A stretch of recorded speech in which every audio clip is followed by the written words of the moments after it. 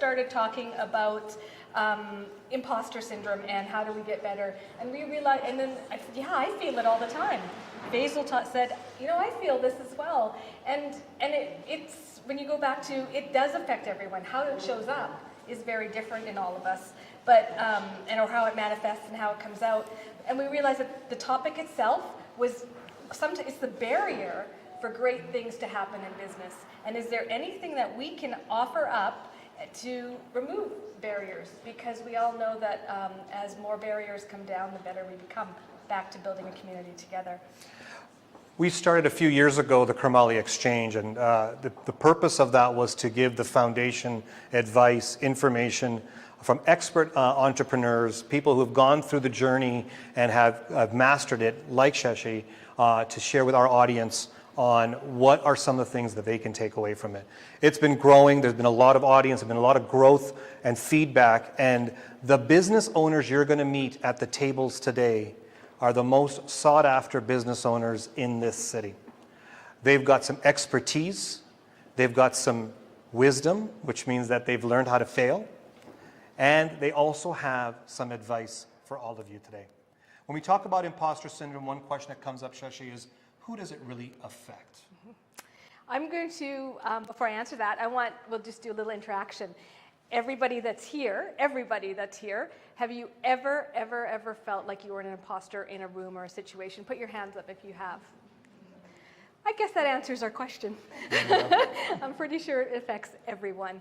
Again, back to, does not matter if you're male or female or BIPOC or whoever, it affects all of us.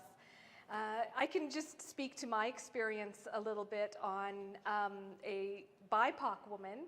I had imposter syndrome opening the door, wondering, what the hell did I have to say to a room full of people that were already, I feel, at the top of their art game, at the top of their brewing game, at the top of their design game, at the top of their software game, top of financial game, you know. So what do I have to say that someone would want to hear?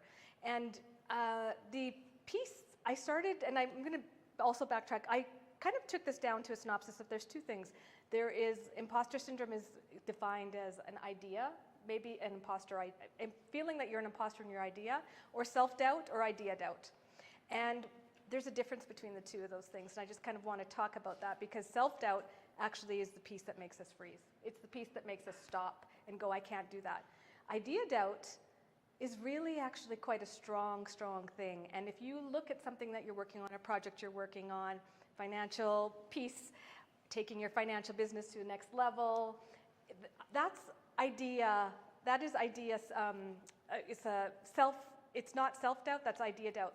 If you look at that, you can actually make that work for you, because the ramifications of making something better and better and better start to take away the doubt. And that is been part of my process of going, okay, this isn't, I'm not doubting myself, I'm doubting my idea, what I have on paper. Let me rework it, let me rework it, let me rework it. And I think, pretty sure Amanda, from the founder of Fuck Up Nights, can talk about that a little bit more. Put your hand up. Because let's turn that, and that also just takes away our fear of failure. Because if we just say, this idea didn't work, it just gets better. Some people can say failure, or we can say, oh, that didn't work, and that's my way of making it better. So those are, turn idea doubt, take your self-doubt and just make it into an idea. And that may help a lot of, that was one of the things that helps me move past opening the door and entering a room like this and not shaking. I think the terminology that you used with me was unsubscribe to doubt. And that stuck, because in a social media world, unsubscribe is something that we do. Can you imagine unsubscribing to doubt? So let me give you an example of where I had an experience of that. So let's go back about 15 years ago.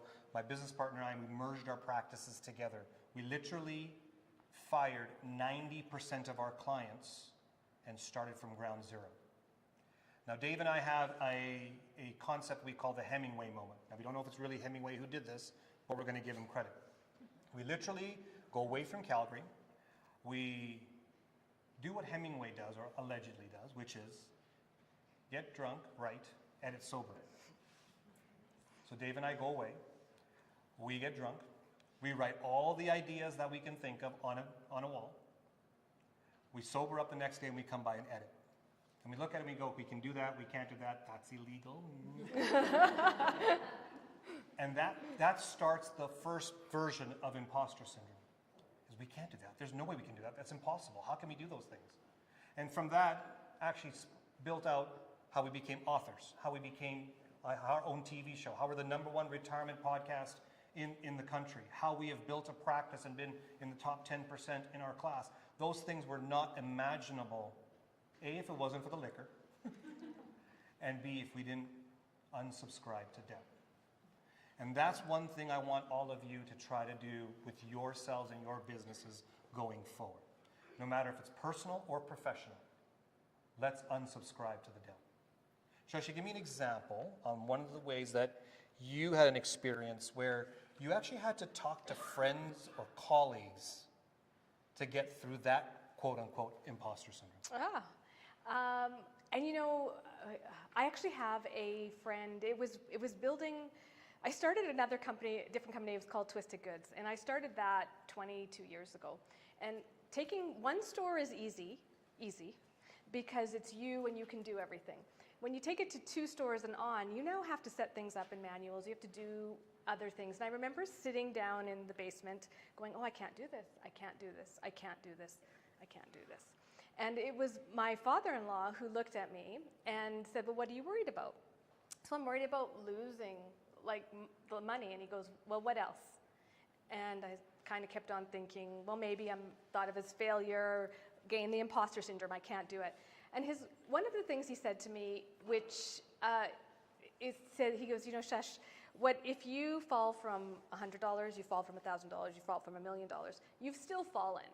So take the money piece out of the equation. And I'm not being cavalier about, I realize that, you know, you take that out of it and then go back and decide, so what are you really scared of? Because you could fail on this one, so it's done. And I went, okay, yeah, so I take that out, which I was using it as an excuse, as a barrier to stop me from moving forward. And rather than just deal with, oh, I'm a short, I'm colored, I talk too much sometimes, I'm a squirrel when it comes to ideas, and all of the things that I thought people in the business world did not want to see. As I started being more and more and more myself, it becomes easier because I'm more and more and more like people than I thought I was. I'm more similar than I am dissimilar. And that's also the other piece of. So those are 2 tools. One we've already said, unsubscribe down, talk to friends, family, and colleagues. Yeah. And the third one is, I want to ask you a question. Sure.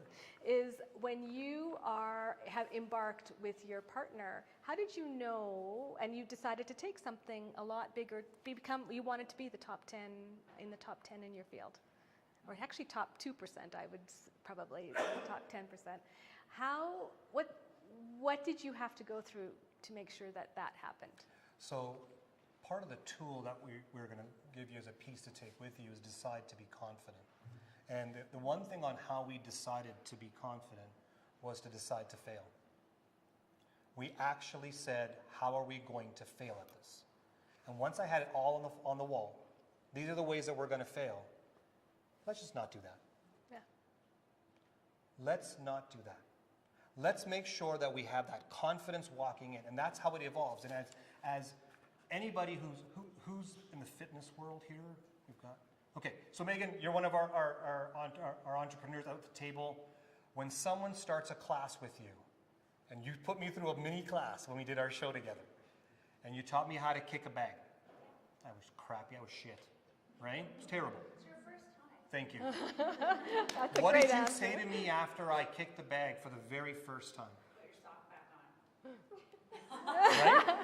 Right? Can you imagine? My sock goes flying off, and she's like, put it back on, put it back on. But I was like, good job. Like, it's your first time. You should be proud of taking that risk and taking that chance.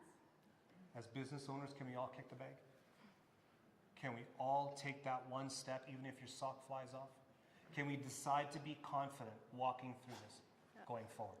And those are the few tips we want to leave with you today. Shashi, do you have any little pearls of wisdom or advice you'd like to leave this group before we move on to the housekeeping and then going into our breakout sessions? Yeah, I was going to say no, but I'm going to say yes because I just had a conversation with someone, and I always come at it from a female perspective because I'm a female. When someone says, you're really good at it, say thank you, because we do not own our space enough, and we deflect compliments, and there is nothing wrong with going, yeah, I did do that okay, and thank you. Thanks for honoring that or noticing that. So that's what I want to leave you all with, is that when someone says you just did amazing or congratulations, say thank you because you deserve it.